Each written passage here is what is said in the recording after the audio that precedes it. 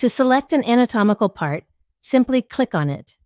This will highlight the part, indicating that it is now selected.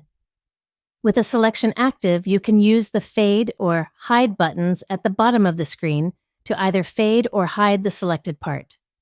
You can switch between these options as needed.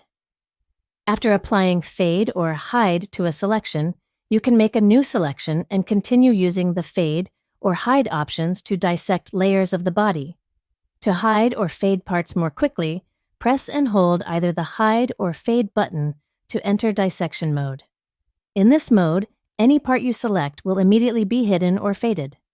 To turn off dissection mode, simply click the dissection mode button again.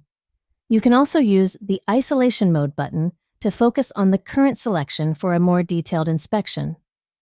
In isolation mode, you can choose to hide or fade all other parts.